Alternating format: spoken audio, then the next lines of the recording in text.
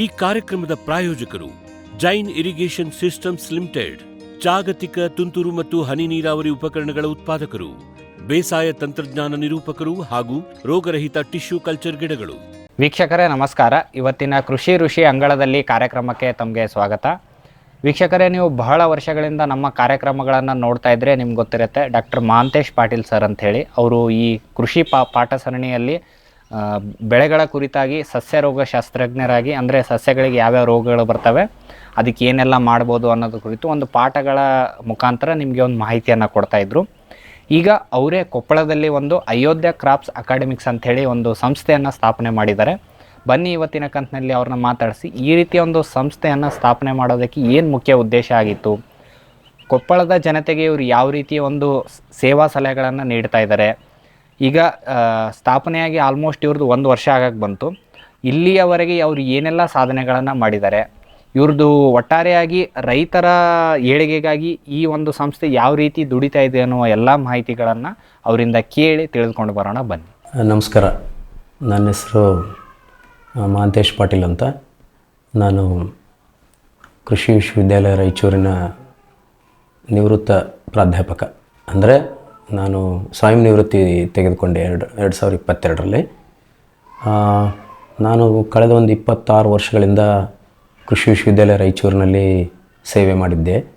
ಅದೇ ಥರನಾಗಿ ಅದಕ್ಕಿಂತ ಮುಂಚೆನೂ ಮಹಾರಾಷ್ಟ್ರದಲ್ಲಿ ಕೇಂದ್ರೀಯ ರೇಷ್ಮೆ ಮಂಡಳಿ ಒಳಗೂ ನಾನು ಸಂಶೋಧನಾ ಸಹಾಯಕನಾಗಿ ಕೆಲಸ ಮಾಡಿದೆ. ರೇಷ್ಮೆ ಕೃಷಿ ಇದರಲ್ಲಿ ಕೂಡ ಮಹಾರಾಷ್ಟ್ರದಲ್ಲಿದ್ದಾಗ, ಹಾಗೆ ತದನಂತರ ನಾನು ಕೃಷಿ ವಿಶ್ವವಿದ್ಯಾಲಯದೊಳಗೆ ಸಂಶೋಧನೆ ಆಗಿರ್ಬೋದು, ವಿಸ್ತರಣೆ ಆಗಿರ್ಬೋದು, ಶಿಕ್ಷಣ ಆಗಿರ್ಬೋದು, ಇವು 3 ಕ್ಷೇತ್ರಗಳಲ್ಲಿ ನಾನು ಕೆಲಸ ಮಾಡ್ಬೇಕಾದ್ರೆ ಕಂಡು ಬಂದಿದ್ದೇನಪ್ಪ ಅಂದ್ರೆ, ಎಲ್ಲೋ ಒಂದು ಕಡೆ ನಾವು ಅಭಿವೃದ್ಧಿ ಮಾಡಿದಂಥ ಸಂಶೋಧನೆ ಆಗಿರ್ಬೋದು, ಅಥವಾ ನಾವು ಅಭಿವೃದ್ಧಿ ಹೊಂದಿದ ಆ ಒಂದು ಸಂಶೋಧನೆಯನ್ನು ಶಿಕ್ಷಣವಾಗಿ ಪರಿವರ್ತನೆ ಮಾಡಿದ್ದು, ಮತ್ತು ಆ ಶಿಕ್ಷಣ ವಿಸ್ತರಣಾ ಜ್ಞಾನವಾಗಿ ರೈತರಿಗೆ ಮುಟ್ಟುವಲ್ಲಿ ಸ್ವಲ್ಪ ಮಟ್ಟಿಗೆ ಅಷ್ಟೊಂದು ನಿರ್ದಿಷ್ಟವಾಗಿ ತಲುಪಿಲ್ಲ ಅಂತ ನನಗೆ ಅನಿಸ್ತಾನೇ ಇತ್ತು. ಆದ್ದರಿಂದ ನಾನು ನಿರ್ಧಾರ ಮಾಡಿದೆ, ಇದನ್ನು ಒಳಗಡೆ ಇದ್ದು, ಅಂದರೆ ಒಂದು ಪಬ್ಲಿಕ್ ಸಿಸ್ಟಮಲ್ಲಿ ಇದ್ದುಕೊಂಡು ಮಾಡಲಿಕ್ಕಾಗಲಿಲ್ಲ ಅಂದರೆ ಹೊರಗಡೆ ಹೋಗಿ ಏನಾದರೂ ಒಂದು ಪ್ರಯತ್ನ ಮಾಡ್ಬೋದಾ, ಅಂದರೆ ರೈತರಿಗೆ ಸರಿಯಾದ ಮಾಹಿತಿ ಸರಿಯಾದ ಸಮಯಕ್ಕೆ ಒಂದು ಸರಿಯಾದ ರೀತಿಯಲ್ಲಿ ಸಿಗುವ ಹಾಗೆ ಮಾಡಿದರೆ ಖಂಡಿತ ಇದು ಒಂದು ಯಶಸ್ವಿ ಮೈಲನ್ನು ನಾವು ಒಂದು ಸ್ವಲ್ಪ ಮಟ್ಟಿಗೆ ಮುಟ್ಬೋದು ಅಂತ ಅನಿಸಿಕೆ ನನ್ನಲ್ಲಿ ಮೊದಲಿಂದನೇ ಇತ್ತು. ಆದ್ದರಿಂದ ಈ ನಿರ್ಧಾರ ತೆಗೆದುಕೊಂಡು ನಾನು 2027ರಲ್ಲಿ ನಿವೃತ್ತಿ ಆಗೋದಿತ್ತು. ಬಟ್ 2022ರೊಳಗೇ ನಾನು ಸ್ವಯಂ ನಿವೃತ್ತಿ ತೊಗೊಂಡು ಈ ಒಂದು ಅಯೋಧ್ಯ ಕ್ರಾಪ್ಸ್ ಅಕಾಡೆಮಿ ಅಂತ ಒಂದು ಕೃಷಿಯ ಮಾರ್ಗದರ್ಶಿ ವಿಭಾಗವನ್ನು ನಾನು ಇಲ್ಲಿ ಓಪನ್ ಮಾಡಿದೆ. ಇದು ಪ್ರೈವೇಟ್ ಲಿಮಿಟೆಡ್ ಕಂಪನಿ. 2022 ನವಂಬರ್ 1ಕ್ಕೆ ಇದು ರಿಜಿಸ್ಟ್ರೇಷನ್ ಆಯಿತು. 2023 ನವಂಬರ್ 1ಕ್ಕೆ ಇದರದ್ದು ಒಂದು ಪ್ರಾಸ್ತಾವಿಕವಾಗಿ ಉದ್ಘಾಟನೆ ಆಯಿತು. ಆಫೀಸ್ ಕೂಡ ನಮ್ಮ ಕೊಪ್ಪಳದಲ್ಲೇ ಇರೋದರಿಂದ ಡಾಲರ್ಸ್ ಕಾಲನಿ ಹತ್ತಿರ ಇದು ಕೊಪ್ಪಳದಲ್ಲಿ ಈ ಆಫೀಸ್ ಇದೆ. ಅಯೋಧ್ಯ ಕ್ರಾಪ್ಸ್ ಅಕಾಡೆಮಿ ಅಂತ ಹೇಳಲಿಕ್ಕೆ ಉದ್ದೇಶ ಏನಪ್ಪ ಅಂತಂದರೆ, ಅಯೋಧ್ಯ ಅಂತಂದರೆ ಎಲ್ಲರೂ ಕೇಳ್ತಾರೆ ಏನಿದು ಅಯೋಧ್ಯ ರಾಮನಿ ಸಂಬಂಧ ಹಾಗೆ ಹೀಗೆ ಅಂತೆಲ್ಲ ಬರ್ತವೆ. ಬಟ್ ನಾನು ಹೇಳೋದೇನಪ್ಪ ಅಂದ್ರೆ, ಅಯೋಧ್ಯ ಸರಿಯಾದ ಅರ್ಥ ಏನಂತಂದರೆ, ಒಂದು ಕ್ಲಾರಿಟಿ, ಒಂದು ಎಂಬಿಗ್ವಿಟಿ ಇರಲಾರ್ದಂಥ, ಒಂದು ದ್ವಂದ್ವ ಇರಲಾರ್ದಂಥ ಅಯೋಧ್ಯ ಅಂತ ಒಂದು ಪ್ಲೇಸು ಅನ್ನೋ ಒಂದು ಉದಾಹರಣೆಗೆ ನಾನು ಅಯೋಧ್ಯ ಅಂತ ಹೆಸರಿಟ್ಟಿದ್ದು. ಆಮೇಲೆ ಇನ್ನೊಂದು ಅಯೋಧ್ಯ ಅಂದರೆ ಇದು ನಮ್ಮ ದೇಶವನ್ನು ಪ್ರತಿನಿಧಿಸುವಂಥ ಒಂದು ಒಳ್ಳೆಯ ಒಂದು ಸ್ಥಳ, ಹೋಲಿ ಪ್ಲೇಸ್. ಇನ್ನು ಎರಡನೇದಾಗಿ ಕ್ರಾಪ್ಸ್ ಅಕಾಡೆಮಿ ಯಾಕಂತಂದರೆ, ಕ್ರಾಪ್ಸ್ ನನ್ನ ಪ್ರಕಾರ ಬೆಳೆ ಅನ್ನೋದು ಒಂದು ಕರೆನ್ಸಿ ಇದ್ದಂಗೆ. ಎಲ್ಲಿವರೆಗೂ ನಾವು ಬೆಳೆಯನ್ನು ಒಂದು ಕರೆನ್ಸಿ ರೂಪದಲ್ಲಿ ನೋಡೋದಿಲ್ವೋ ಅಲ್ಲಿವರೆಗೂ ನಮಗದು ಆಹಾರ ಪದಾರ್ಥವಾಗಿ ಉಳಿತದೆ. ಮೂಲತಃ ನಮಗೆ ಆಹಾರಕ್ಕೆ ಬೇಕು, ಆರೋಗ್ಯಕ್ಕೆ ಬೇಕು, ಮತ್ತು ನಮ್ಮ ಆರ್ಥಿಕ ಅಭಿವೃದ್ಧಿಗೂ ಬೇಕು, ಮತ್ತು ಕೆಲವೊಂದು ಸಾರಿ ಆಧ್ಯಾತ್ಮಿಕವೂ ಬೇಕಾಗುತ್ತೆ ಬೆಳೆಗಳು, ಯಾಕಂದರೆ ಅವು ನೈಸರ್ಗಿಕವಾಗಿ ಬರ್ತವೆ. ಬಟ್ ಅವುಗಳನ್ನು ನಾವು ಒಂದು ಕರೆನ್ಸಿ ರೂಪದಾಗಿ ಇವತ್ತು ನೋಡಬೇಕಾಗಿದೆ. ಈಗ ಹೇಗೆ ನಾವು ಬೇರೆದರನ್ನು ಕರೆನ್ಸಿ ರೂಪದಲ್ಲಿ ನೋಡ್ತೀವಿ, ಬಂಗಾರವನ್ನು ಕರೆನ್ಸಿ ರೂಪದಲ್ಲಿ ನೋಡ್ತೀವಿ, ವಜ್ರವನ್ನು ಕರೆನ್ಸಿ ರೂಪದಲ್ಲಿ ನೋಡ್ತೀವಿ, ಯಾವುದೇ ಒಂದು ಪ್ರತಿಷ್ಠಿತ ಒಂದು ಆಮ್ಲವನ್ನು ಕರೆನ್ಸಿ ರೂಪದಲ್ಲಿ ನೋಡ್ತೀವಿ. ಮೊನ್ನೆ ಕೋವಿಡ್ ಬಂದಾಗ ಅದೊಂದು ವ್ಯಾಕ್ಸಿನ್ ಒಂದು ಕರೆನ್ಸಿ ರೂಪದಲ್ಲಿತ್ತು. ಅಂದರೆ ಅದರದ್ದು ಸದ್ಬಳಕೆ ಆಗ್ತಾಯಿತ್ತು, ಸದುಪಯೋಗ ಆಗ್ತಾಯಿತ್ತು. ಆದ್ದರಿಂದ ಬೆಳೆಯೂ ಕೂಡ ಒಂದು ಕರೆನ್ಸಿ ಅನ್ನೋ ಉದ್ದೇಶಕ್ಕೆ ನನಗೆ ಬಹಳ ದಿವಸದಿಂದ ಇತ್ತು. ಅದಕ್ಕೆ ಕ್ರಾಪ್ಸ್ ಅಂತ ಮಾಡಿದೆ. ಇನ್ನು ಅಕಾಡೆಮಿ ಅಂತಂದರೆ ಇಲ್ಲಿ ಎಲ್ಲ ಸಂಯೋಗ, ಇದು ವಿಶ್ವವಿದ್ಯಾಲಯಗಳ, ಸಂಸ್ಥೆಗಳ, ಸಂಘಗಳ, ಇದು ಬರೀ ಏನಪ್ಪ ಸ್ಥಳೀಯವಾಗಿ ಅಂತಲ್ಲ, ಈ ಜಾಗತಿಕ ಮಟ್ಟದಲ್ಲಿ ಇರ್ತಕ್ಕಂಥ ಉತ್ಕೃಷ್ಟವಾದ ಸಂಸ್ಥೆಗಳಿರ್ಬೋದು, ತಂತ್ರಜ್ಞಾನ ಇರ್ಬೋದು, ತಂತ್ರಜ್ಞತೆ ಇರ್ಬೋದು, ಅಥವಾ ಬೇರೆ ಒಂದು ತಂತ್ರಜ್ಞಾನದ ಒಂದು ಬಳಕೆ ಮಾಡುವಂಥ ಸಾಧನೆ ಇರ್ಬೋದು, ಈ ರೀತಿ ವಿಜ್ಞಾನಿಗಳಿರ್ಬೋದು, ಎಲ್ಲರನ್ನೂ ಒಳಗೊಂಡಂಥ ಒಂದು ಪ್ಲೇಸ್ ಅಂದರೆ ಅದನ್ನು ಅಕಾಡೆಮಿ ಅಂತ ಕರಿತೀವಿ ನಾವು. ಸೊ ಆದ್ದರಿಂದ ಅಯೋಧ್ಯೆ ಕ್ರಾಪ್ಸ್ ಅಕಾಡೆಮಿ ಅಂತ ಮಾಡಿ ಅದನ್ನು ಆದಷ್ಟು ಪ್ರೈವೇಟ್ ಲಿಮಿಟೆಡ್ಗೆ ನಾವು ಇದನ್ನು ರಿಜಿಸ್ಟ್ರೇಷನ್ ಮಾಡಿದ್ವಿ. ಇಲ್ಲಿ ಮೂಲವಾಗಿ ನಾವು ಮೊದಲು ಪ್ರಾರಂಭ ಮಾಡಿದ್ದು ಇದನ್ನೊಂದು ಟೆಸ್ಟ್ ಮಾಡಬೇಕಲ್ಲ, ಟೆಸ್ಟ್ ಆ್ಯಂಡ್ ಟ್ರಯಲ್ ನೋಡಬೇಕಲ್ಲ, ಅದಕ್ಕಾಗಿ ಏನು ಮಾಡಿದ್ವಿ, ರೈತರ ಸಬ್ಸ್ಕ್ರಿಪ್ಷನ್ ಬೇಸ್ಡ್ ಮೇಲೆ, ಅಂದರೆ ರೈತರು ನೋಂದಾಯಿಸಬೇಕು, ಅವರಿಗೆ ಒಂದಿಷ್ಟು ಫೀಸ್ ಅಂತ ಇಟ್ವಿ. ಆ ಫೀಸ್ ಮೇಲೆ ಅವ್ರು ಎಷ್ಟು ಬೆಳೆಗಳನ್ನು ಬೆಳೀತಿದ್ದಾರೆ, ಯಾವ ರೀತಿ ಬೆಳೀತಾ ಇದ್ದಾರೆ, ಆಮೇಲೆ ಅದನ್ನು ಹೆಂಗೆ ಬೆಳೆಸೋ ಕ್ರಮ ಏನು, ಅದರಲ್ಲಿ ಏನು ನಾವು ಬದಲಾವಣೆ ತರ್ಬೋದು ಅಂತ ನಾವು ಒಂದು ವರ್ಷ ಇದರ ಸತತವಾಗಿ ಪ್ರಯತ್ನ ಮಾಡಿದಾಗ ಒಂದು 35 ಜನ ರೈತರು ಇದಕ್ಕೆ ನೋಂದಾಯಿಸಿದರು.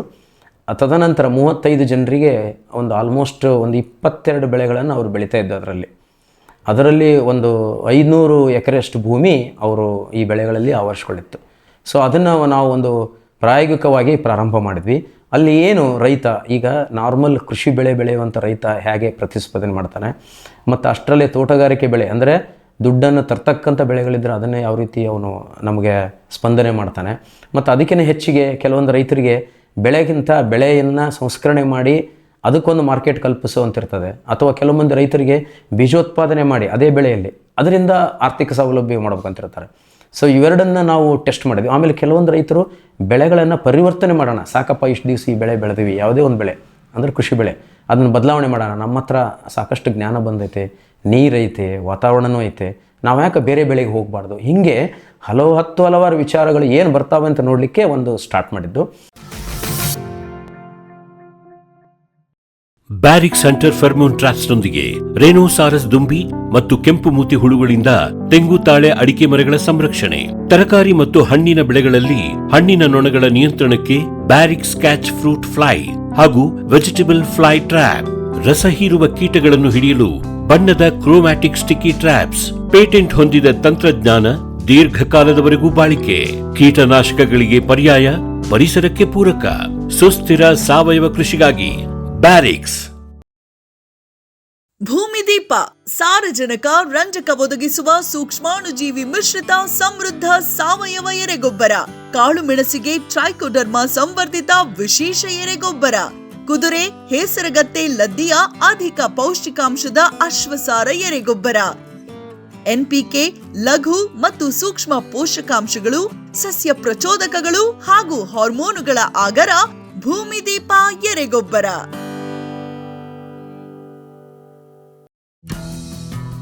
ಜೈನ್ಸ್ ಜಗತ್ತಿನ ಅತಿದೊಡ್ಡ ಅಂಗಾಂಶ ಕೃಷಿ ಪ್ರಯೋಗಾಲಯ ಹಾಗೂ ಟಿಸಿ ಗಿಡಗಳ ಉತ್ಪಾದಕರು.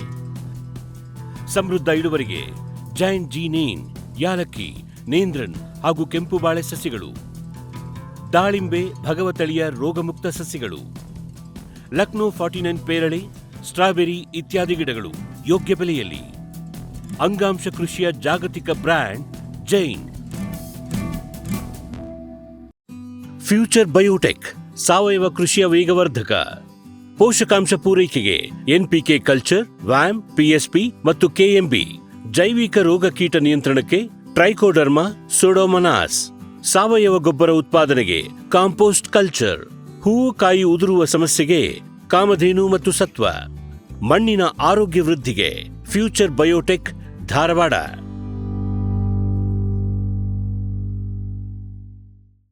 ದಿಲೀಪ್ ಕುಮಾರ್ ರವರ ಸ್ಟಾರ್ ಇಂಡಸ್ಟ್ರೀಸ್ನ ತೆಂಗಿನಕಾಯಿ ಸುಲಿಯುವ ಯಂತ್ರ ಯಾವುದೇ ಗಾತ್ರದ ಹಸಿ ಅಥವಾ ಒಣಗಿದ ಕಾಯಿ ಸುಲಿಯಬಲ್ಲದು. ಸ್ವಚ್ಛ ಸುಲಿತ, ಕಾಯಿಗೆ ಹಾನಿ ಗರಿಷ್ಠ 2% ಮಾತ್ರ. ಜುಟ್ಟು ಉಳಿಸುತ್ತದೆ. 2 ಅಥವಾ 3 HP ಸಿಂಗಲ್ ಫೇಸ್ ವಿದ್ಯುತ್. ಗಂಟೆಗೆ 200 ರಿಂದ 600 ಕಾಯಿ ಸುಲಿತ. ತೋಟಗಾರಿಕೆ ಇಲಾಖೆಯಿಂದ ಸಬ್ಸಿಡಿ. ಸ್ಟಾರ್ ಎಣ್ಣೆ ತೆಗೆಯುವ ಯಂತ್ರ, ಎಕ್ಸ್ಪೆಲ್ಲರ್ ಮತ್ತು ಕೋಲ್ಡ್ ಪ್ರೆಸ್ ರೋಟರಿ ಕಟ್ಟಿಗೆ ಗಾಣ ಮಾದರಿಗಳು. ಸ್ಟಾರ್ ಒಣಮೆಣಸು, ಸಾಂಬಾರ್ ಪುಡಿ ಮಾಡುವ ಯಂತ್ರ, ವಿವಿಧ ಗಾತ್ರ ಮತ್ತು ಶ್ರೇಣಿಗಳಲ್ಲಿ. Star associated industries, Belagavi. ವೆಟ್ಪೆಟ್ ಗಿಡಮೂಲಿಕಾ ಉತ್ಪನ್ನಗಳು. ಬೋವಿಟೋನ್ ವೆಟ್ 33 ಗಿಡಮೂಲಿಕೆಗಳ ಜಾನುವಾರು ಆರೋಗ್ಯವರ್ಧಕ ಟಾನಿಕ್. ದೂದ್ ಪ್ಲಸ್ ಅಧಿಕ ಹಾಲು, ಡಿಗ್ರಿ ಮತ್ತು ಫ್ಯಾಟ್. ರಾಸು ಸುಲಭವಾಗಿ ಹಾಲಿಳಿಸುತ್ತದೆ. ಫಾಸ್ಟ್ ಪ್ಲಸ್ ಗರಿಷ್ಠ ರಂಜಕ, ಕ್ಯಾಲ್ಸಿಯಂ, ಜೀವಸತ್ವಗಳು, ಖನಿಜಗಳು, ಪ್ರೋಬಯೋಟಿಕ್ಸ್ ಇತ್ಯಾದಿ. ಹಸು, ಎತ್ತು, ಎಮ್ಮೆ, ಕೋಣ, ಹಂದಿ, ಕುರಿ, ಆಡು, ಕೋಳಿಗಳಿಗೆ. ವೆಟ್ ಪೆಟ್ ಫಾರ್ಮುಲೇಷನ್ಸ್ ಉತ್ಪಾದನೆ, ಶ್ರಮಜೀವಿಯಿಂದ ಸರಬರಾಜು. ಜಾಣ ಹೈನುಗಾರನ ಜಾಣ್ಮೆಯ ಆಯ್ಕೆ ವೆಟ್ ಪೆಟ್ ಉತ್ಪನ್ನಗಳು. ಸಮೃದ್ಧ ಸಾವಯವ ಗೊಬ್ಬರ, ಎಂಎಸ್ಜಿಪಿ ಮತ್ತು ಕೆಸಿಡಿಸಿ ಉತ್ಪಾದನೆ, ಫಾರ್ಮ್ ಟಿವಿಯಿಂದ ಸರಬರಾಜು, ಅತಿ ಕಡಿಮೆ ಬೆಲೆಗೆ ಅತ್ಯುತ್ತಮ ಗೊಬ್ಬರ, ಇಲ್ಲ ಭಾರಲೋಹ, ಕೃಷಿ ವಿಶ್ವವಿದ್ಯಾಲಯದಿಂದ ಪರೀಕ್ಷಿತ ಸಾವಯವ ಇಂಗಾಲ, ಎನ್ಪಿಕೆ, ಪಿಎಚ್, ಇಸಿ ಎಲ್ಲ ನಿಗದಿತ ಮಿತಿಯಲ್ಲಿ. ಅಡಿಕೆ, ತೆಂಗು, ಬಾಳೆ, ಕಾಫಿ, ದಾಳಿಂಬೆ, ದ್ರಾಕ್ಷಿ, ಕಬ್ಬು, ಭತ್ತ, ಜೋಳ, ಹತ್ತಿ ಹೀಗೆ ಎಲ್ಲಾ ಬೆಳೆಗಳಿಗೂ ಪ್ರಶಸ್ತ. ಜೀವಂತ ಮಣ್ಣು, ಸಮೃದ್ಧ ಬೆಳೆ, ಅತ್ಯಧಿಕ ಲಾಭಕ್ಕೆ ಬಳಸಿ ಸಿಟಿ ಕಾಂಪೋಸ್ಟ್.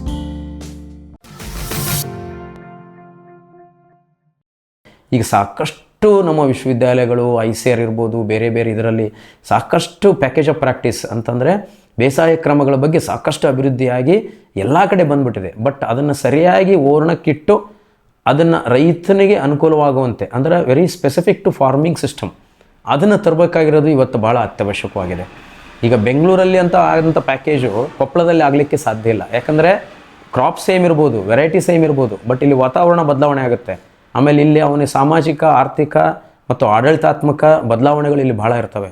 ಅದರದ್ದು ಒಂದು ಅವನ ಮೇಲೆ ಜಾಸ್ತಿ ಇನ್ಫ್ಲುಯೆನ್ಸ್ ಇರುತ್ತೆ. ಇವನ್ನೆಲ್ಲ ನೋಡಿಕೊಂಡು ಆಯಾ ಸ್ಥಳಗಳಿಗೆ ಸಂಬಂಧಪಟ್ಟಂತೆ ಆ ರೈತನ ಒಂದು ಗುಣಮಟ್ಟಕ್ಕೆ ಸಂಬಂಧಪಟ್ಟಂಗೆ ಒಂದು ಉಪಮಾರ್ಗದರ್ಶನ ಕೊಡೋಣ ಅಂತ ನಿರ್ಧಾರ ಮಾಡಿ ಈ ಅಯೋಧ್ಯೆ ಕ್ರಾಪ್ಸ್ ಅಕಾಡೆಮಿ. ಇದರ ಮೂಲ ಉದ್ದೇಶ ಏನಪ್ಪ ಅಂತಂದರೆ, ನೋಡಿ ಇವತ್ತು ರೈತರು ಹೊಲಗಳಿದ್ದಾವೆ, ಬೆಳೆಗಳು ಬೆಳೀತಾ ಇದ್ದಾರೆ, ಎಲ್ಲ ನಡೀತಾ ಇದೆ. ಆದರೆ ಯಾಕೆ ತಾವು ಬೆಳೆ ಬೆಳೀತಾ ಇದ್ದಾರೆ, ಏನು ಬೆಳೆ ಬೆಳೀತಾ ಇದ್ದಾರೆ, ಏನು ಮಾಡಬೇಕಂತ ಯಾರಿಗೂ ಇನ್ನೂ ಸ್ಪಷ್ಟವಾಗಿ ಗೊತ್ತಿಲ್ಲ. ಸುಮ್ಮನೆ ಯಾರೋ ಒಬ್ಬರು ಬೆಳೀತಾರೆ, ನಾನು ಬೆಳಿಬೇಕು, ಮಾರ್ಕೆಟ್ಗೆ ಹೋಗ್ಬೇಕು, ಹೀಗಾಗಿದೆ. ಕೆಲವು 30% ಕಡಿಮೆ ರೈತರು ಇದ್ರ ಬಗ್ಗೆ ಅನುಭವ ಹೊಂದಿದ್ದಾರೆ. ಇಲ್ಲ ಅಂತಂದರೆ ಎಲ್ಲರೂ ಆ ಸೀಸನ್ ಡಿಪೆಂಡೆಂಟು ಅಥವಾ ಅಗ್ರಿಕಲ್ಚರ್ ಡಿಪಾರ್ಟ್ಮೆಂಟು ಏನು ಸಬ್ಸಿಡಿ ಇವತ್ತು ಯಾವ್ದು ಕೊಡುತ್ತೋ ಅಲ್ಲೇ ಹೋಗ್ತಾರೆ. ಸೊ ಇದನ್ನು ತಪ್ಪಿಸ್ಬೇಕಪ್ಪ ಅಂದರೆ ನಾವು ಅವರಲ್ಲಿ ಏನು ಮಾಡಬೇಕು, ಒಂದು ಉದ್ಯಮಿಗಳ ಮನಸ್ಥಿತಿಯನ್ನು ತರಬೇಕು. ಅಂದರೆ ಕೃಷಿಕರಿಂದ ಕೃಷಿ ಉದ್ಯಮಿಗಳನ್ನು ಮಾಡಬೇಕು. ಇದೇ ನಮ್ಮ ಮೂಲ ಉದ್ದೇಶ. ಕೃಷಿ ಉದ್ಯಮಿ ಅಂದ್ರೇನು? ಮಾವನ್ನು ಬೆಳೆಯುವನು ಕೃಷಿಕನಾದರೆ ಮಾವನ್ನು ಬೆಳೆಯನ್ನು ಯಾವ ರೀತಿ ಬೆಳಿಬೇಕು, ಯಾವ ಕಾಲಕ್ಕೆ ಬೆಳಿಬೇಕು, ಆ ಬೆಳೆಯಿಂದ ಏನೇನು ಅನುಕೂಲಗಳನ್ನು ತೆಗಿಬೇಕು ಅನ್ನೋನು ಕೃಷಿ ಉದ್ಯಮಿ ಆಗ್ತಾನೆ. ಒಂದು ಉದಾಹರಣೆ ನಾನು ಕೊಡ್ತೇನೆ.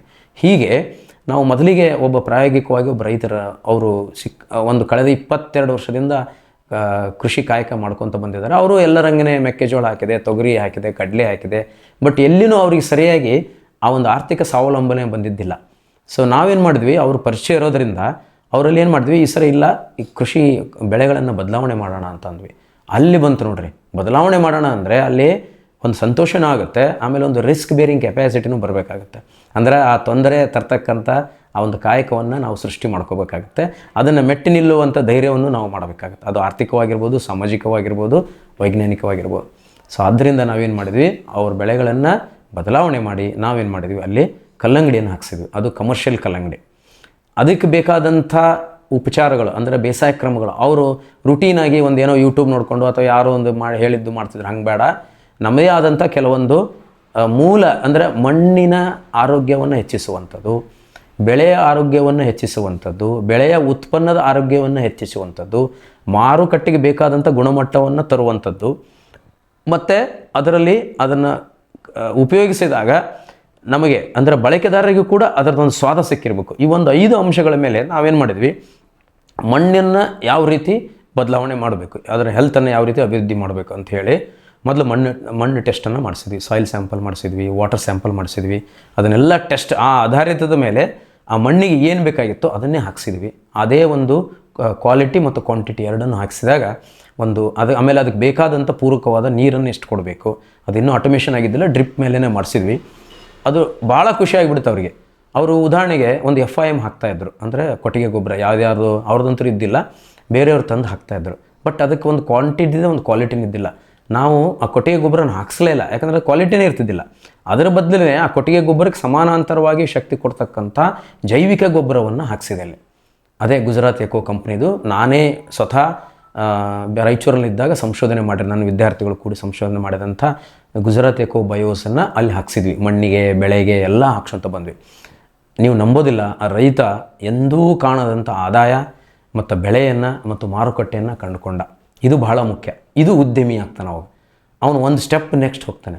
ಸೊ ಇದನ್ನು ಮಾಡಿದಾಗ ನಮಗೆ ಇನ್ನೊಂದು ಉದ್ದೇಶ ಏನಪ್ಪ, ಅಯೋಧ್ಯೆ ಕ್ರಾಪ್ಸ್ ಅಕಾಡೆಮಿ ಹೀಗೆ ಯಾರ್ಯಾರು ನಮಗೆ ಮೆಂಬರ್ ಇದ್ದಾರೋ ಅವರಿಗೆ ನಾವೇನು ಮಾಡ್ತಾಯಿದ್ವಿ, ಬೆಳೆಗಳನ್ನು ಪರಿವರ್ತನೆ ಮಾಡ್ತಾಯಿದ್ವಿ. ಅಂದರೆ ಬೆಳೆಗಳನ್ನು ಚೇಂಜ್ ಮಾಡ್ತಾಯಿದ್ದೀವಿ. ಆಮೇಲೆ ಬೆಳೆಯಲ್ಲಿ ಪದ್ಧತಿಯನ್ನು ಚೇಂಜ್ ಮಾಡಲಿಕ್ಕೆ ಪ್ರಯತ್ನ ಮಾಡ್ತಿದ್ವಿ. ಯಾವಾಗ ಒಂದು ಬೆಳೆಯಿಂದ ಇನ್ನೊಂದು ಬೆಳೆಗೆ ಹೋಗ್ತಾರೋ ಅಲ್ಲಿ ಬೇಕಾದಂಥ ಒಳಸುರಿಗಳು, ಅದು ಬೀಜ ಇರ್ಬೋದು, ಗೊಬ್ಬರ ಇರ್ಬೋದು, ನೀರು ಇರ್ಬೋದು, ಪೋಷಕಾಂಶಗಳಿರ್ಬೋದು, ಸಸ್ಯ ಸಂರಕ್ಷಣಾ ಕ್ರಮಗಳಿರ್ಬೋದು, ಅಥವಾ ಅದನ್ನು ಕೊಯ್ಲು ಮಾಡಿದಾಗ ಯಾವ ರೀತಿ ಸಂರಕ್ಷಣೆ ಮಾಡಿ ಎಲ್ಲ ಬದಲಾವಣೆ ಆಗ್ತವೆ. ಸೊ ಅದನ್ನು ನಾವು ತರಲಿಕ್ಕೆ ಅದೇ ಒಂದು ಪ್ರೋಟೋಕಾಲ್. ಆ ಪ್ರೋಟೋಕಾಲ್ ಹೆಂಗೆ ಡೆವಲಪ್ ಮಾಡ್ತಿದ್ದೀವಿ ಅಂದರೆ, ನಾವು ಎಲ್ಲವನ್ನೂ ಅಭಿವೃದ್ಧಿ ಮಾಡ್ತಾ ಇಲ್ಲ, ಈಗ ಆಲ್ರೆಡಿ ಮಾಡಿದರಿದ್ದಾರೆ. ಸೊ ಅದು ಯಾವುದೇ ತಂತ್ರಜ್ಞಾನ ಇರ್ಬೋದು, ಬೀಜದ ತಂತ್ರಜ್ಞಾನ ಇರ್ಬೋದು, ಪೋಷಕಾಂಶ ತಂತ್ರಜ್ಞಾನ ಇರ್ಬೋದು, ಸಸ್ಯ ಸಂರಕ್ಷಣೆ ತಂತ್ರಜ್ಞಾನ ಇರ್ಬೋದು, ಕೊಯ್ಲು ತಂತ್ರಜ್ಞಾನ ಇರ್ಬೋದು, ಅದು IT ಬೇಸ್ಡ್ ಇರ್ಬೋದು, ಅಥವಾ ಬಯೋಟೆಕ್ನಾಲಜಿ ಬೇಸ್ಡ್ ಇರ್ಬೋದು, ಅಥವಾ ಜಿಯೋಸ್ಪೇಷಿಯಲ್ ಬೇಸ್ಡ್ ಇರ್ಬೋದು. ನಾವು ಅದನ್ನು ಏನು ಮಾಡ್ತಾಯಿದ್ದೀವಿ, ಅಕಾಡೆಮಿನ ಒಂದು ಮಾಧ್ಯಮವಾಗಿ ಮಾಡ್ತಾಯಿದ್ದೀನಿ ನಾನು. ಅಂದರೆ ಕನೆಕ್ಟಿಂಗ್ ಪ್ಲಾಟ್ಫಾರ್ಮ್ ಮಾಡ್ತಾಯಿದ್ದೀನಿ. ಒಂದು ಕಡೆ ರೈತರು, ಇನ್ನೊಂದು ಕಡೆ ಜಗತ್ತಿನ ಉತ್ಕೃಷ್ಟವಾದಂಥ ಎಲ್ಲ ವಿಧಿವಿಧಾನಗಳು ಕೃಷಿಗೆ ಸಂಬಂಧಿಸಿದಂಥ, ಅಂದರೆ ಬಿತ್ತುವುದರಿಂದ ಹಿಡ್ಕೊಂಡು ಅದು ಅಲ್ಟ್ರಾ ಪ್ರೊಸೆಸಿಂಗ್ ಆಗೋವರೆಗೂ, ಅಂದರೆ ಅತಿ ಹೆಚ್ಚಿನ ಒಂದು ಸಂಸ್ಕರಣೆ ಆಗೋವರೆಗೂ ಏನೇನು ಆ ಸಪ್ಲೈ ಚೈನ್ ಅಂತ ಏನು ಕರಿತೀವಿ ನಾವು, ಆ ಸರಬರಾಜು ಸರಪಳಿ ಏನೈತೆ ಅದನ್ನು ಸ್ಟ್ರೆಂಗ್ತನ್ ಮಾಡಲಿಕ್ಕೆ ಇಲ್ಲೇ ನಾನು ಇವತ್ತು ಕ್ರಾಪ್ಸ್ ಅಕಾಡೆಮಿಯನ್ನು ತೆಗೆದಿರೋದು.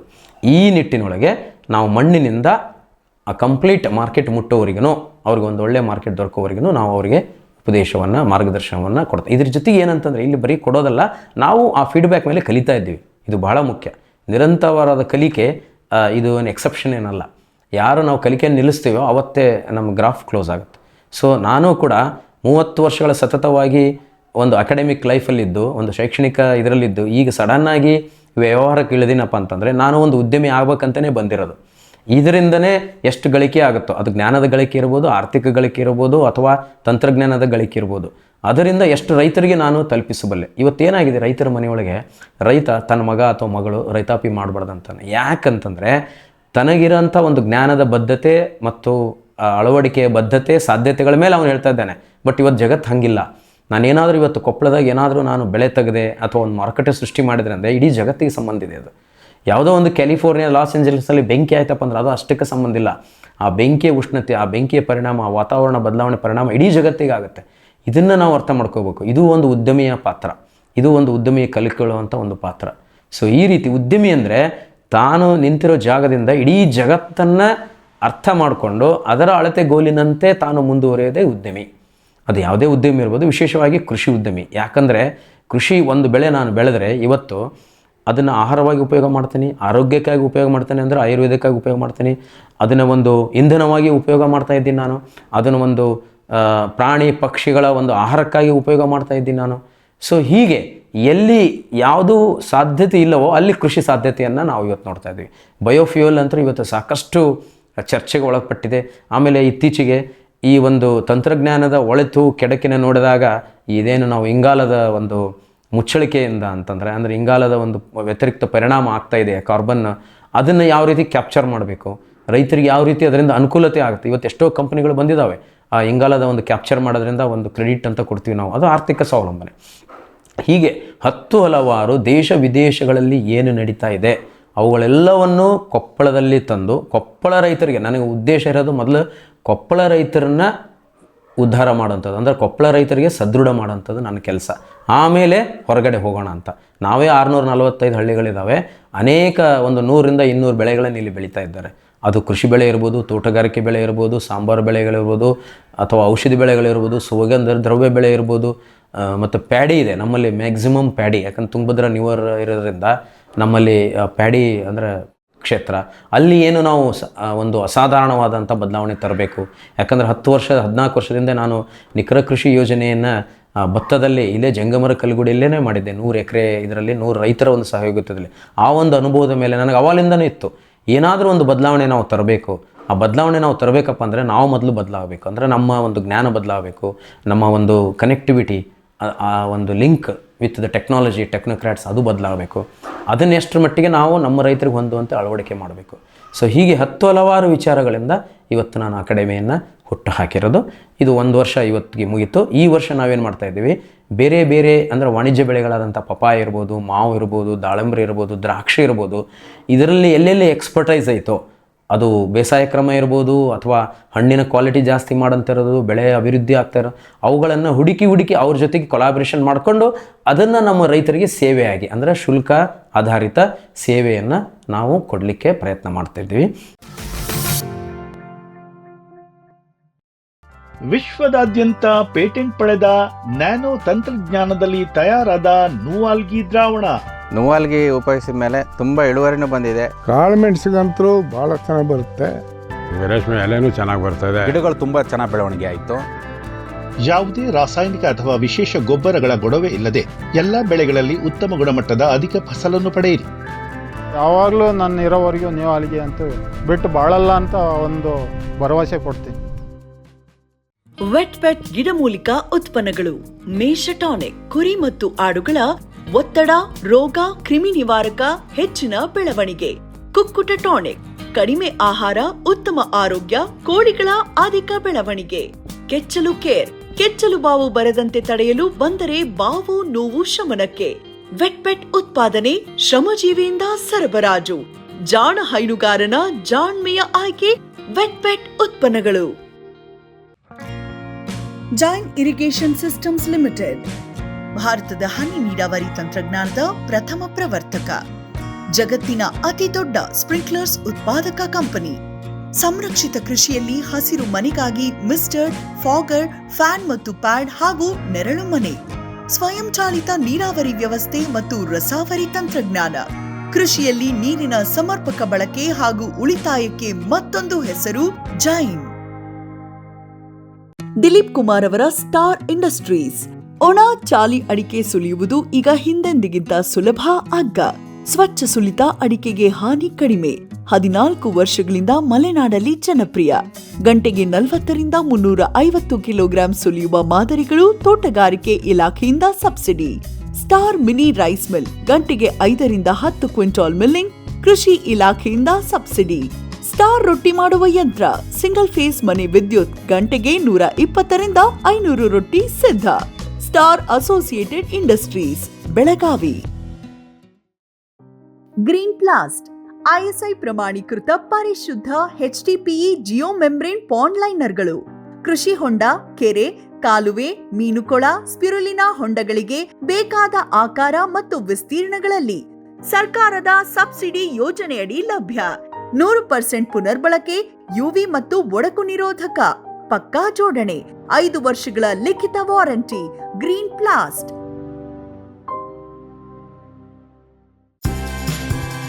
ಕದಂಬ ಅಗ್ರಿಟೆಕ್ ರಾಜ್ಯದ ಜನಪ್ರಿಯ ಸೋಲಾರ್ ಪಂಪ್. ಅತ್ಯಧಿಕ ಕಾರ್ಯಕ್ಷಮತೆಯ ಸೋಲಾರ್ ಪ್ಯಾನೆಲ್ ಮತ್ತು ಶಕ್ತಿ ಸೋಲಾರ್ ಪಂಪ್. ವಿದ್ಯುತ್ ಕಣ್ಣಾಮುಚ್ಚಾಲೆಯಿಂದ ಮುಕ್ತಿ, ಬೆಳಗಿನಿಂದಲೇ ಹಗಲು ನೀರಾವರಿ. 25 ವರ್ಷಕ್ಕೂ ಹೆಚ್ಚು ಬಾಳಿಕೆಯ ಸೋಲಾರ್ ಪ್ಯಾನೆಲ್ ಮತ್ತು ಸ್ಟೇನ್ಲೆಸ್ ಸ್ಟೀಲ್ ಸೋಲಾರ್ ಪಂಪ್. ನಂಬಿಕಾರ್ಹ ಸೋಲಾರ್ ಪಂಪಿಗೆ ರಾಜ್ಯದ ನಂಬರ್ 1 ಕಂಪನಿ ಕದಂಬ ಅಗ್ರಿಟೆಕ್. ಈ ವರ್ಷ ಆಲ್ರೆಡಿ ನಾವು ಹಲವಾರು ಕಂಪನಿಗಳು ಏನಿವತ್ತು IoT ಇನ್ ಅಗ್ರಿಕಲ್ಚರ್ ಅಂತಂದರೆ ಇಂಟರ್ನೆಟ್ ಆಫ್ ಥಿಂಗ್ಸ್ ಅಂದರೆ ಸಂವೇದನಾ ಆಧಾರಿತ ಕೃಷಿಯನ್ನು ತರ್ತಾ ಇದ್ದಾವೋ ಅವುಗಳಲ್ಲಿಯೂ ಕೂಡ ನಾವು ಇವತ್ತು ಅವ್ರ ಜೊತೆಗೆ ಒಡಂಬಡಿಕೆ ಮಾಡಿಕೊಂಡು ಅಲ್ಲಲ್ಲಿ ರೈತರ ಹೊಲಗಳಲ್ಲಿ ಈ ಒಂದು ವಾತಾವರಣವನ್ನು ಅರ್ಥ ಮಾಡ್ಕೊಳ್ಳೋಕ್ಕೆ ವಾತಾವರಣ ಆಧಾರಿತ ಸಂವೇದನಾ ಆಧಾರಿತ ಒಂದು ಕೃಷಿಯನ್ನು ಮಾಡಲಿಕ್ಕೆ ಯಾವ ರೀತಿ ಏನು ಡಬ್ಲಿಂಗ್ ಫಾರ್ಮರ್ಸ್ ಇನ್ಕಮ್ ಅಂತಂದರೆ ಏನು, ಫಸ್ಟ್ ಆಫ್ ಆಲ್ ನಾವು ಎಕ್ಸ್ಪೆನ್ಸಸನ್ನು ಕಡಿಮೆ ಮಾಡಬೇಕು. ಎಲ್ಲಿ ಖರ್ಚಾಗ್ತಿರುತ್ತೋ ಅಲ್ಲಿ ಉಳಿಕೆಯನ್ನು ಮಾಡಿದರೆ ಅದೇ ಮುಂದೆ ಡಬಲ್ ಆಗ್ಬೋದು. ಇದೇ ಮೂಲ ಅರ್ಥ. ಅದನ್ನು ಡಬಲ್ ಮಾಡಲಿಕ್ಕೆ ಏನೇನು ಮೂಲತಃ ಅಭ್ಯಾಸಗಳನ್ನು ಮಾಡಬೇಕು. ಇವತ್ತೇನು ತಂತ್ರಾಂಶ ಅಂತ ಏನು ಹೇಳ್ತೀವಿ ಅದು ಅಭ್ಯಾಸ ಆಗ್ಬೇಕು ರೈತರಿಗೆ. ಸಾಯಿಲ್ ಟೆಸ್ಟ್, ವಾಟರ್ ಟೆಸ್ಟ್ ಅನ್ನೋದು ಒಂದು ಸ್ಪೆಷಲ್ ಆ್ಯಕ್ಟಿವಿಟಿ ಅನ್ನಿಸ್ಬಾರ್ದು. ಅದನ್ನು ನಾವು ಇವತ್ತು ಅವರಿಗೆ ಮನಗೊಳ್ಳುವಂತೆ ಮಾಡಿದರೆ ಖಂಡಿತ ಒಂದು ಕೃಷಿಗೆ ಇರುವಂಥ ಒಂದು ಸಾಧ್ಯತೆ ಬೇರೆ ಯಾವ ಕ್ಷೇತ್ರದಲ್ಲಿ ಸಿಗಲಿಕ್ಕೆ ಸಾಧ್ಯ ಆಗೋದಿಲ್ಲ. ಇದ್ರ ಜೊತೆಗೆ ಇನ್ನೊಂದಿಷ್ಟು ಏನು ಮಾಡ್ತಿದ್ದೀವಿ ಅಂದರೆ ನಾವು ರೈತರಿಗೆ ಅನುಕೂಲವಾಗುವಂಥ ಆ ಸಂಬಂಧಿತ ಒಂದು ಕಾಲಘಟ್ಟದಲ್ಲಿ ಅವರಿಗೆ ತರಬೇತಿ ಕೊಡುವಂಥದ್ದು, ಆಮೇಲೆ ಅವರಿಗೆ ಈ ಟೂರ್ಸನ್ನು ಕಂಡಕ್ಟ್ ಮಾಡೋದು. ನನ್ನ ವಿಶೇಷ ಉದ್ದೇಶ ಏನಪ್ಪ ಅಂತಂದರೆ ಇಲ್ಲಿ ಕ್ರಾಪ್ ಟೂರ್ಸ್ ಮಾಡಿಸ್ಬೇಕಂತ. ಅಗ್ರಿಕಲ್ಚರ್ ಟೂರ್ ಅಲ್ಲ, ಕ್ರಾಪ್ ಟೂರ್ ಅಂದರೆ ಒಂದು ಬೆಳೆ, ಉದಾಹರಣೆಗೆ ಒಂದು ಮಾವು, ನಮ್ಮ ಕೊಪ್ಪಳದ ಒಂದು ಮಾವು ಕ್ಷೇತ್ರದಲ್ಲಿ ಯಾರ್ಯಾರು ಎಕ್ಸ್ಪರ್ಟ್ಸ್ ಇದ್ದಾರೆ, ಯಾವ್ಯಾವ ಉದ್ಯಮಗಳಿದ್ದಾವೆ, ಆಮೇಲೆ ಯಾವ್ಯಾವ ಸಂಶೋಧನೆ ಸಂಸ್ಥೆಗಳಿದ್ದಾವೆ, ಮತ್ತು ಯಾವ್ಯಾವ NGOಗಳು ಕೆಲಸ ಮಾಡ್ತಾ ಇದ್ದಾವೆ, ಯಾವ್ಯಾವ ಅಭಿವೃದ್ಧಿ ಹೊಂದಿದ ರೈತರಿದ್ದಾರೆ, ಈ ರೀತಿ ಒಂದು ಮ್ಯಾಪ್ ಮಾಡಿಕೊಂಡು ಬರೀ ಮ್ಯಾಂಗೋದ್ದೇ ಒಂದು ಟೂರ್ ಮಾಡಿಸೋದು, ಮಾವಿನ ಒಂದು ಟೂರು. ಫಸ್ಟಿಗೆ ಈ ಕರ್ನಾಟಕ ಮಾಡಿಸ್ಕೊಳ್ಳೋದು, ಆಮೇಲೆ ದೇಶ ಮಾಡೋದು, ಮತ್ತು ದೇಶವನ್ನು ದಾಟಿ ವಿದೇಶಕ್ಕೆ ಹೋಗುವಂಥದ್ದು. ಇವತ್ತೆಲ್ಲರೂ ವಿದೇಶದ ಮಾವಿನ ಹಣ್ಣು ಕೇಳ್ತಾರೆ, ಇವತ್ತು ಜಪಾನದ ಮಾವಿನ ಹಣ್ಣು ಕೇಳ್ತಾರೆ. ಬಟ್ ಅದನ್ನು ನೋಡಿರಲಿ, ಇಲ್ಲಷ್ಟೇ ನೋಡ್ತಾರೆ. ಬಟ್ ಅದನ್ನು ಬೆಳೆದಿದ್ದ ಪ್ರದೇಶವನ್ನು ನೋಡಿಬಿಟ್ರೆ ರೈತನಿಗೆ ಇನ್ನೂ ಮನದಟ್ಟಾಗುತ್ತೆ. ಇಲ್ಲಾಂದರೆ ಯೂಟ್ಯೂಬು, ಈ ಸಾಮಾಜಿಕ ಮಾಧ್ಯಮದೊಳಗೆ ಸುಳ್ಳೋ ಸತ್ಯವೋ ಗೊತ್ತಿಲ್ಲ, ಬಟ್ ಅನೇಕ ಸಾರಿ ರೈತರಿಗೆ ಅದರದೊಂದು ಆಭಾಸ ಆಗಿದೆ. ಅದನ್ನು ತಪ್ಪಿಸ್ಲಿಕ್ಕೆ ಸ್ವತಃ ನಾವೇ ಅದನ್ನೊಂದು ಟೂರನ್ನು ಕಂಡಕ್ಟ್ ಮಾಡಿ ಅವರು ಕಣ್ಣಾರೆ ನೋಡಿಬಿಟ್ರೆ, ಈಗ ಕಣ್ಣಿನಷ್ಟು ದೊಡ್ಡ ಸೆನ್ಸರ್ ಯಾವುದೂ ಅಲ್ಲ. ಸೊ ಆ ಕಣ್ಣಾರೆ ಅವರು ವಿಜುವಲೈಸ್ ಮಾಡಿಬಿಟ್ರೆ ಅವರಿಗೆ ಒಂದು ಮನದಲ್ಲಿ ಕುಂತು ಬಿಡುತ್ತೆ.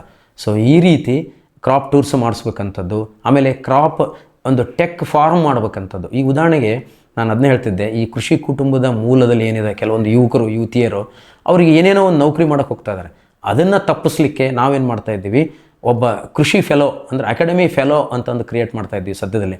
ಅದರಿಂದ ಏನಾಗುತ್ತೆ, ಒಂದು ಊರಲ್ಲಿ ಒಬ್ಬ ಕೃಷಿ ಫೆಲೋ ಅಥವಾ ಅಕಾಡೆಮಿ ಫೆಲೋ ಒಂದು 100 ರೈತರನ್ನ ಅವನು ಸಂಭಾಳಿಸ್ಬೇಕು. ಅವ್ರಿಗೆ ಬೇಕಾದಂಥ ತಂತ್ರಜ್ಞಾನ, ಮಾರ್ಗದರ್ಶನ, ಸೌಲಭ್ಯಗಳನ್ನು ಅವನು ಅಲ್ಲೇ ಕೊಡಬೇಕು, ಊರಲ್ಲೇ ಕೊಡಬೇಕು. ಆ ರೀತಿ ನಮಗೆ 645 ಹಳ್ಳಿಗಳಲ್ಲಿ ಇದನ್ನು ಮಾಡಬೇಕಂತ ಇದೆ.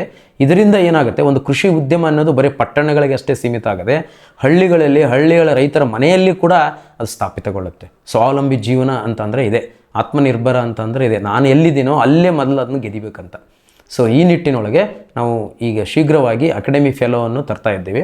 ಅದರಿಂದ ಎಲ್ಲ ರೈತರಿಗೂ, ಯಾಕಂದರೆ ಊರಲ್ಲಿ ಇದ್ದರೆ ಅನುಕೂಲ ಅಂದರೆ 24/7 ಅವ್ನು ರೈತನಿಗೆ ಅವೈಲೇಬಲ್ ಇರ್ತಾನೆ, ಸಿಗ್ತಾನೆ. ಅವನು ಬೇರೆ ಊರಿಂದ ಬಂದರೆ ಅದು ನೌಕರಿ ಆಗುತ್ತೆ, ಊರಲ್ಲೇ ಇದ್ದು ಮಾಡಿದರೆ ಅವನು ನಾಯಕನಾಗ್ತಾನೆ. ಸೊ ಇದು ನಮ್ಮ ಉದ್ದೇಶ. ಸೊ ಆದ್ದರಿಂದ ಅದನ್ನೂ ಒಂದು ನಾವು ಈ ವರ್ಷ ಪ್ರಯತ್ನದ ಮುಂಚೂಣಿಯಲ್ಲಿ ಇಟ್ಟಿದ್ದೀವಿ. ಇದ್ರ ಜೊತೆಗೇ ಈಗ ಯಾವುದೋ ಒಂದು ಟ್ರೈನಿಂಗ್ ಬೇಕಾಗಿರುತ್ತೆ ರೈತರ ಮಕ್ಕಳಿಗೆ ಅಥವಾ ರೈತರ ಒಂದು ಕುಟುಂಬಕ್ಕೆ, ಹೆಣ್ಮಕ್ಳು ಇರ್ಬೋದು ಗಂಡು ಮಕ್ಕಳು ಇರ್ಬೋದು, ಅವ್ರಿಗೆ ಯಾವ್ಯಾವ ಪ್ರಧಾನಮಂತ್ರಿಗಳ ಒಂದು ನೆರವಿನ ಯೋಜನೆಗಳು ಏನಿದ್ದಾವೆ, ರಾಜ್ಯ ಸರ್ಕಾರದ ಏನಿದ್ದಾವೆ, ಅವುಗಳ ಒಂದು ಕಂಪ್ಲೀಟ್ಲಿ ಸಂಪೂರ್ಣವಾಗಿರ್ತಕ್ಕಂಥ ಒಂದು ಕ್ಯಾಂಪಸ್ಸನ್ನು ಮಾಡಿ ಅಲ್ಲಿ ಅವರಿಗೆ ತರಬೇತಿ ಕೊಟ್ಟು ಅಲ್ಲೇ ಎಲ್ಲ ಫೈನಾನ್ಷಿಯಲ್ ಬ್ಯಾಕ್ಗ್ರೌಂಡ್ ಅವರಿಗೆ ತಿಳಿಸಿ ಅವ್ರನ್ನ ಒಂದು ಗಟ್ಟಿಯಾಗಿ ಮಾಡಿ ಸಮಾಜಕ್ಕೆ ಬಿಡಬೇಕನ್ನೋದು ಉದ್ದೇಶ. ಇದು ಒಂದು ಕ್ರಾಪ್ ಟೆಕ್ ಟೂರಿಸಮ್ ಅಂತಂದು ಒಂದು ಪ್ಲ್ಯಾನ್ ಇದೆ, ಅದೊಂದು ಕ್ಯಾಂಪಸ್ ಮಾಡ್ಬೇಕಂತನಿದೆ. ಹೀಗೆ 10 ನೋಡಿ, ಕೃಷಿಯಲ್ಲಿ ದೇರ್ ಇಸ್ ನೋ ಎಂಡ್. ಎಲ್ಲವನ್ನೂ ಮಾಡೋಕ್ಕಾಗೋದಿಲ್ಲ, ಬಟ್ ಎಷ್ಟು ಸಾಧ್ಯತೆ ಇದೆಯೋ ನಮ್ಮ ಒಂದು ಈ ಕ್ಷೇತ್ರ, ಈ ಭೌಗೋಳಿಕ ಕ್ಷೇತ್ರಕ್ಕೆ ಸಂಬಂಧಪಟ್ಟಿದ್ದು ನಾವು ಕೊಪ್ಪಳವನ್ನು ಕ್ಯಾಲಿಫೋರ್ನಿಯಾ ಮಾಡ್ಬೇಕನ್ನೋದೇ ನನ್ನ ಉದ್ದೇಶ. ಸೊ ಆದಷ್ಟು ಕೊಪ್ಪಳಕ್ಕೆ ಸೀಮಿತವಾಗಿ ಇಲ್ಲಿಂದ ಕ್ರಮೇಣ ಇದು ಎಲ್ಲ ಕಡೆ ಹೋಗಲಿ ಅನ್ನೋದು ಉದ್ದೇಶ. ಹೀಗೆ ಕೃಷಿ ಕ್ಷೇತ್ರದಲ್ಲಿ ಹೊಸ ಹೊಸ ಬದಲಾವಣೆಗಳನ್ನು, ಹೊಸ ಹೊಸ ವಿಚಾರಗಳನ್ನು ಮತ್ತು ಹೊಸ ಹೊಸ ತಾರ್ಕಿಕ ಅನುಭವಗಳನ್ನು ತಂದು ನಾವು ಇಲ್ಲಿ ಇದನ್ನು ಮಾಡ್ತಾಯಿದ್ದೀವಿ. ಈ ಸಪ್ಲೈ ಚೈನಿಗೆ ನಾವು ಫಾರ್ಮ್ ಸೇತು ಅಂತ ಒಂದು ಕಂಪ್ನಿ ಜೊತೆಗೆ ಒಡಂಬಡಿಕೆ ಮಾಡಿಕೊಂಡು ಅವರಿಂದ ಬೇಕಾದಂಥ ಈ ಕೆಲವೊಂದು ಎಷ್ಟೋ ಜನ ಆ್ಯಪ್ಗಳನ್ನು ಡೆವಲಪ್ ಮಾಡಿದ್ದಾರೆ, ಬೆಳೆ ಆಧಾರಿತ ಆ್ಯಪ್ಗಳು, ಅವುಗಳನ್ನು ಒಡಂಬಡಿಕೆ ಮಾಡಿಕೊಂಡು ಒಟ್ಟು ರೈತನಿಗೆ ಎಲ್ಲ ರೀತಿಯಿಂದ ಸೌಕರ್ಯ, ಒನ್ ಸ್ಟಾಪ್ ಸೊಲ್ಯೂಷನ್ ಟೈಪ್. ಅಂದರೆ ಅವನು ಇಲ್ಲಿ ಅಕಾಡೆಮಿಗೆ ಬಂದನಪ್ಪ ಅಂತಂದರೆ ಅವನ ಇಂದಿನ ಮತ್ತು ಮುಂದಿನ ನಿರ್ಧಾರಗಳನ್ನು ಸರಿಯಾಗಿ ಸಮತೋಲನ ಮಾಡಿ ಅವನಿಗೊಂದು ಮಾರ್ಗದರ್ಶನ ಮಾಡಿ ಕಳಿಸಿಕೊಡುವಂಥ ವ್ಯವಸ್ಥೆಯನ್ನು ಅಕಾಡೆಮಿಯಿಂದ ನಾವು ಮಾಡ್ಬೇಕಂತಂದು ನಾವು ಒಂದು ನಿರ್ಧಾರ ತೆಗೆದುಕೊಂಡಿವಿ. ನಮ್ಮ ಕೋ-ಫೌಂಡ್ರ್ ಬಂದು ಮಲ್ಲಿಕಾರ್ಜುನ್ ಬಳಿಗಾರ್ ಮತ್ತು ವಿಜಯ ಮಾಂತೇಶ್ ಅಂತ ಅವರು ಕುಷ್ಟಗಿಲಿ ಇರ್ತಾರೆ. ಅವರು ಬ್ಯಾಂಕರ್ಸು ಮತ್ತು ಅವರು ಟ್ಯಾಕ್ಸ್ ಕನ್ಸಲ್ಟೆಂಟು. ನಮ್ಮ ಡೈರೆಕ್ಟರ್ ಆಪರೇಷನ್ಸ್ ಅಂದರೆ ನಿರ್ದೇಶಕರು ಅವರು ಡಾಕ್ಟರ್ ಪ್ರಶಾಂತ್ ಅಂತಂದು ನಮ್ಮಲ್ಲೇ ಇದ್ದಾರೆ. ಸೊ ಈಗ 4 ಜನದಲ್ಲಿದೆ. ಒಬ್ಬ ಫೀಲ್ಡ್ ಸ್ಟಾಫ್ ಇದ್ದಾರೆ, ಸಿದ್ದಣ್ಣ ಅಂಥೇಳಿ. ಈ ರೀತಿ ನಾವು ಇದು ಒಂದು ಅಕಾಡೆಮಿ ಕೆಲಸ ಪ್ರಾರಂಭವಾಗಿದೆ ಅಂತ ಹೇಳಲಿಕ್ಕೆ ಇಷ್ಟಪಡ್ತೀನಿ. ನಾವು ಹೋದ ವರ್ಷ ಏನು ಮಾಡಿದ್ವಿ, ನಾನು ಹೇಳಿದ್ನಲ್ಲ, ಈ ತಂತ್ರಜ್ಞಾನದ ಬಳಕೆ ರೈತರಿಗೆ ಪರಿಚಯ ಆಗೋಲ್ಲ ಹೇಗೆ ಅಂತಂದು ಮಹಾರಾಷ್ಟ್ರದಿಂದ ಒಂದು ಈರುಳ್ಳಿ ಅಂದರೆ ಉಳ್ಳಾಗಡ್ಡಿ ಬೀಜ ತರಿಸಿದೆ ನಾನು. ಅದು ಯಾವ ರೀತಿ ಅವರು ನಮ್ಮ ಕೃಷಿ ಇವರವರು ಗ್ರ್ಯಾಜುಯೇಟು ಅಲ್ಲಿ ಮಹಾರಾಷ್ಟ್ರದಲ್ಲಿ ಅವರೇ ಸ್ವಂತ ಒಂದು ಕಂಪ್ನಿನೂ ಮಾಡಿದ್ದಾರೆ, ರಾಹಿ ಸೀಡ್ಸ್ ಅಂಥೇಳಿ. ಅಲ್ಲಿ ಎಷ್ಟು ಮಟ್ಟಿಗೆ ಅಂದರೆ ಆ ಬಾಕ್ಸ್ ಮೇಲೆ ಒಂದು QR ಕೋಡ್ ಕೊಟ್ಟಿದ್ದಾರೆ. ಆ QR ಕೋಡನ್ನು ನೀವು ಸ್ಕ್ಯಾನ್ ಮಾಡಿದರೆ ಇಡೀ ಆ ಉಳ್ಳಾಗಡ್ಡಿ ಈರುಳ್ಳಿ ಬೀಜ ಯಾವ ಒಂದು ತಳಿಯಿಂದ ತೆಗೆದುಕೊಂಡಿದ್ದು, ಯಾವ ಕಾಲದಲ್ಲಿ ಬೆಳೆದಾರೆ, ಯಾವ ರೀತಿ ಅದನ್ನು ಸ್ಟೋರ್ ಮಾಡಿದರು, ಮತ್ತು ಯಾವ ರೀತಿ ಅದನ್ನು ಟ್ರಾನ್ಸ್ಪೋರ್ಟ್ ಮಾಡಿದರು, ಆಮೇಲೆ ಯಾವ ರೀತಿ ಡಬ್ಬೆಗಳನ್ನು ಉಪಯೋಗ ಮಾಡಿದರು, ಯಾವ ರೀತಿ ಹಾರ್ವೆಸ್ಟ್ ಮಾಡಿದರು, ಪ್ರತಿಯೊಂದು ಅಂಶ, ಆಮೇಲೆ ಏನೇನು ಗೊಬ್ಬರ ಹಾಕಿದರು, ಏನು ಪ್ಲ್ಯಾಂಟ್ ಪ್ರೊಟೆಕ್ಷನ್ ಅಂದರೆ ಸಸ್ಯ ಸಂರಕ್ಷಣೆ ಏನು ಮಾಡಿದರು, ಹೀಗೆ ಈ ಎಲ್ಲ ವಿವರಗಳನ್ನು ಒಂದು QR ಕೋಡಲ್ಲಿ ನೀವು ಸ್ಕ್ಯಾನ್ ಮಾಡಿದರೆ ರೈತನಿಗೆ ಫಸ್ಟ್ ಹ್ಯಾಂಡ್ ಇನ್ಫಾರ್ಮೇಷನ್ ಅಂತ ಏನು ಹೇಳ್ತೀವಿ ನಾವು, ಅದು ಸಿಕ್ಬಿಡುತ್ತೆ ಅವನಿಗೆ. ಅದು ಸಿಗೋದ್ರಿಂದ ಏನಾಗುತ್ತೆ, ರೈತನಿಗೆ ಫುಲ್ ಕಾನ್ಫಿಡೆನ್ಸ್ ಬಂದ್ಬಿಡುತ್ತೆ. ಅಂದರೆ ನಾನು ತೆಗೆದುಕೊಳ್ಳುವಂಥ ಬೀಜ, ನಾನು ಬಿತ್ತನೆಗೆ ಉಪಯೋಗ ಮಾಡ್ತಕ್ಕಂಥ ಬೀಜದ ಕ್ವಾಲಿಟಿ ಅವನ ಕಣ್ಣು ಮುಂದೆ ನಿರ್ಧಾರ ಆಗಿಬಿಡ್ತದೆ. ಅದೇ ರೀತಿ ಬೆಳೆನೂ ಹಾಗೆ ಬಂತದು. ಬೇರೆ ಎಲ್ಲ ಬೆಳೆಗಳು ಆವಾಗ ಮಳೆ ಆಯಿತು, ಅಕಾಲಿಕ ಮಳೆ ಆದಾಗ ಬೇರೆ ಬೆಳೆಗಳು ಇದೇ ಉಳ್ಳಾಗಡ್ಡಿ ಬೇರೆ ತಳಿ ಹಾಕಿದ್ದು ಮುಚ್ಕೊಂಡು ಬಿದ್ದಿದ್ದು. ಬಟ್ ಈ ಬೆಳೆ ತಳಿ ಮಾತ್ರ ನಾವೇನು ಕೊಟ್ಟಿದ್ವಿ ರಾಹಿ ಸೀಡ್ಸು, ಅದ್ಭುತವಾಗಿ ಬೆಳೆ ಬಂತು ಸರ್ ಅಂತ ರೈತ ಖುಷಿಯಿಂದ ಫೋಟೋ ಹಾಕಿದ. ಇದು ಪರಿವರ್ತನೆ ತರ್ತಕ್ಕಂಥದ್ದು. ಈ ಒಂದು ಕ್ರಮವನ್ನು ಕೂಡ ನಾವು ಅಕಾಡೆಮಿಯಿಂದ ಮಾಡ್ತಾ ಇದ್ದೀವಿ. ಅಂದರೆ ರೈತನಿಗೆ ಏನು ನಾವು ಕೊಡ್ತೀವಿ, ಉದಾಹರಣೆಗೆ ಕೆಲವೊಂದು ಪೋಷಕಾಂಶಗಳನ್ನು ತರಿಸ್ಕೊಡ್ತಾ ಇದ್ದೀವಿ, ಕೆಲವೊಂದು ಸಸ್ಯ ಸಂರಕ್ಷಣೆ ತರಿಸ್ಕೊಡ್ತಾ ಇದ್ದೀವಿ. ಎಲ್ಲವನ್ನೂ ಮೂಲದಿಂದ ಅಳತೆಗೋಲು ಮಾಡಿ ಅದು ಏನಿದೆ ಅದನ್ನು ಅರ್ಥ ಮಾಡಿಕೊಂಡು ಫಸ್ಟ್ ನಾವು ಅಕಾಡೆಮಿಯಿಂದ ಅರ್ಥ ಮಾಡ್ಕೊಂಡು ಅದನ್ನು ರೈತನಿಗೆ ಕೊಡುವಂಥ ವ್ಯವಸ್ಥೆಯನ್ನು ನಾವು ಮಾಡ್ತಾ ಇದ್ದೀವಿ. ಹೀಗೆ ಹಲವಾರು ಏನು ಉಪಕ್ರಮಗಳು, ಪರಿಕ್ರಮಗಳು ಅಥವಾ ಒಳಸುರಿಗಳು ಏನಿದ್ದಾವೆ ರೈತರಿಗೆ ಅನುಕೂಲವಾಗ್ತಕ್ಕಂಥ ಕೆಲವೊಂದು ಎಳ್ಳಿನಲ್ಲಿ ಹೊಸ ಬೀಜವನ್ನು ತರಿಸ್ಕೊಟ್ವಿ. ಹೀಗೆ ಅಲಸಂದಿಯಲ್ಲಿ ಹೊಸ ಬೀಜ, ಶೇಂಗಾದಲ್ಲಿ ಹೊಸ ಬೀಜ, ಕಡಲೆಯಲ್ಲಿ ಹೊಸ ಬೀಜ. ಸೊ ಹೀಗೆ ಹಲವಾರು ಹೊಸ ಬೀಜ ತಂತ್ರಜ್ಞಾನಗಳನ್ನು ಪರಿಚಯ ಮಾಡಿಕೊಡುವಲ್ಲಿ ಅಕಾಡೆಮಿ ನಿರಂತರ ಪ್ರಯತ್ನ ಮಾಡ್ತಾ ಇದ್ದೆ. ಇದ್ರ ಜೊತೆಗೆ ಅಕಾಡೆಮಿನೂ ಕೂಡ ಕಲಿತಾ ಇದೆ ಅಂತ ಹೇಳಲಿಕ್ಕೆ ನಾನು ಇಷ್ಟಪಡ್ತೀನಿ. Thank you. ವೀಕ್ಷಕರೇ, ಇಷ್ಟೊತ್ತು ಅಯೋಧ್ಯ ಕ್ರಾಪ್ಸ್ ಅಕಾಡೆಮಿ ಸಂಸ್ಥಾಪಕರು ಹಾಗೂ ಮುಖ್ಯ ಕಾರ್ಯನಿರ್ವಾಹಕರಾಗಿರುವಂತಹ ಡಾಕ್ಟರ್ ಮಹಾಂತೇಶ್ ಪಾಟೀಲ್ ಸರ್ ಅವರು ನಮಗೆ ಈ ಸಂಸ್ಥೆಯ ಕುರಿತು ಸಾಕಷ್ಟು ಮಾಹಿತಿಯನ್ನು ನೀಡಿದರು. ಈ ಸಂಸ್ಥೆ ಏನಕ್ಕೆ ಸ್ಥಾಪನೆ ಆಯಿತು, ಇದರ ಮುಖ್ಯ ಉದ್ದೇಶ ಏನು, ಇಲ್ಲಿಯವರೆಗೆ ಯಾವ ರೀತಿ ರೈತರಿಗೆ ನಾವು ಸೇವಾ ಸಲಹೆಗಳನ್ನು ಕೊಟ್ಟಿದ್ದೀವಿ, ಅವರ ಆರ್ಥಿಕ ಪರಿಸ್ಥಿತಿ ಹೆಚ್ಚುವಲ್ಲಿ ನಾವು ಏನೆಲ್ಲ ಸಹಾಯವನ್ನು ಮಾಡಿದ್ದೀವಿ ಅನ್ನೋದು ಕುರಿತು ಸಾಕಷ್ಟು ಮಾಹಿತಿಯನ್ನು ನಮ್ಮೊಂದಿಗೆ ಹಂಚ್ಕೊಂಡ್ರು. ಅದ್ರ ಜೊತೆಗೆ ಇವ್ರದ್ದು ಯೂಟ್ಯೂಬ್ ಚಾನಲ್ ಕೂಡ ಇದೆ, ಮತ್ತು ಎಕ್ಸಲ್ಲೂ ಇವರು ಇದ್ದಾರೆ, ಫೇಸ್ಬುಕ್ಕಲ್ಲೂ ಕೂಡ ಇದ್ದಾರೆ. ಅವುಗಳನ್ನು ಕೂಡ ಫಾಲೋ ಮಾಡಿ ಅಂತ ಹೇಳ್ತಾ ಇಷ್ಟೊತ್ತು ನಮಗೆ ಮಾಹಿತಿ ಕೊಟ್ಟಂತಹ doctor M B Patil sir ಅವರು ಕೂಡ ಧನ್ಯವಾದಗಳನ್ನು ತಿಳಿಸುತ್ತಾ ಇವತ್ತಿನ ಒಂದು ಕಾರ್ಯಕ್ರಮವನ್ನು ಇಲ್ಲಿಗೆ ಮುಗಿಸ್ತಾ ಇದ್ದೀವಿ. ನಮಸ್ಕಾರಗಳು. ಈ ಕಾರ್ಯಕ್ರಮದ ಪ್ರಾಯೋಜಕರು ಜೈನ್ ಇರಿಗೇಷನ್ ಸಿಸ್ಟಮ್ಸ್ ಲಿಮಿಟೆಡ್, ಜಾಗತಿಕ ತುಂತುರು ಮತ್ತು ಹನಿ ನೀರಾವರಿ ಉಪಕರಣಗಳ ಉತ್ಪಾದಕರು, ಬೇಸಾಯ ತಂತ್ರಜ್ಞಾನ ನಿರೂಪಕರು ಹಾಗೂ ರೋಗರಹಿತ ಟಿಶ್ಯೂ ಕಲ್ಚರ್ ಗಿಡಗಳು.